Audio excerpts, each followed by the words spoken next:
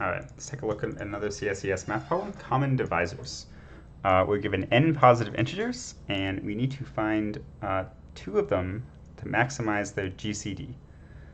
And they're up to 1,000,000, and there's 200,000 of them. By the way, what is a GCD? It's just, so it stands for greatest common divisor. So among all of the numbers that divide both of them, what's the biggest one? Right, that's the GCD of two numbers. So we get to pick two of the numbers in this array and compute their GCD, and we want to know the biggest number that you can get that way, right, by picking two of these. So as you can see, I found this problem somewhat challenging, although actually there's a nice solution that's pretty similar to the solution to the previous problem. So yeah, let's take a look at that. What was this called? Common divisors.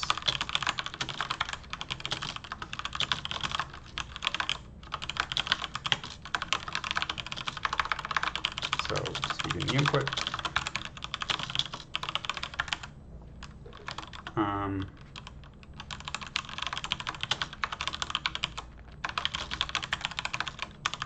So we want to know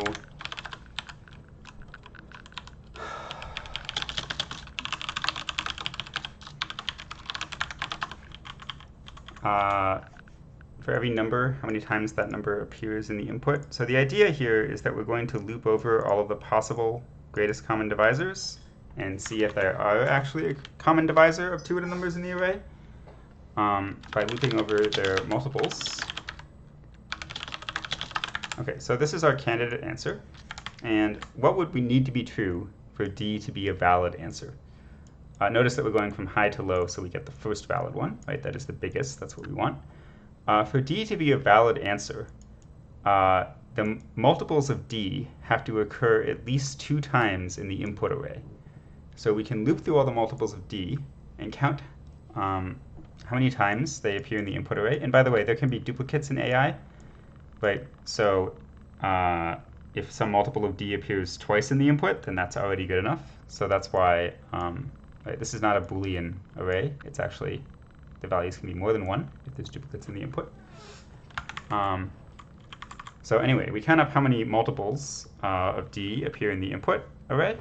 And if that's at least 2, then D is a valid answer.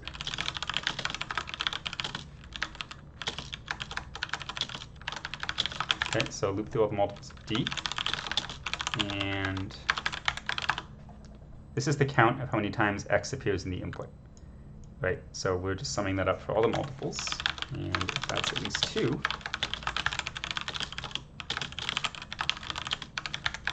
then we're done.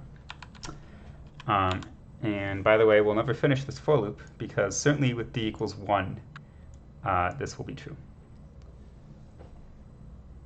And that's it, actually. So what is the runtime of this? Well, just like the previous problem, we have a loop over L, the L values from 1 to L, or L to 1 in this case.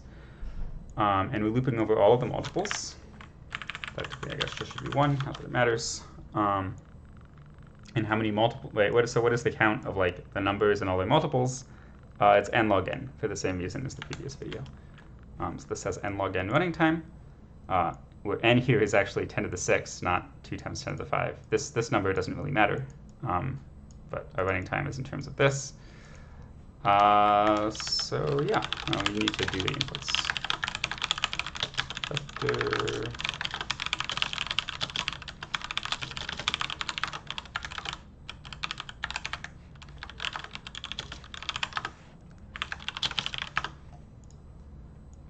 Okay, so this should be 7. Cool. I'm not counting the common. All right. So that's the problem. Not actually too bad once you get the idea. Which is again a sort of inversion, right? Just like the last problem. Instead of like looping through pairs of numbers or something, of which there are too many, right? Because there's 200,000 numbers.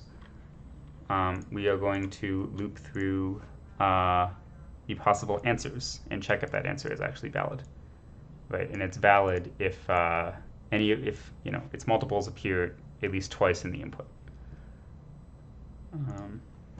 That's the poem.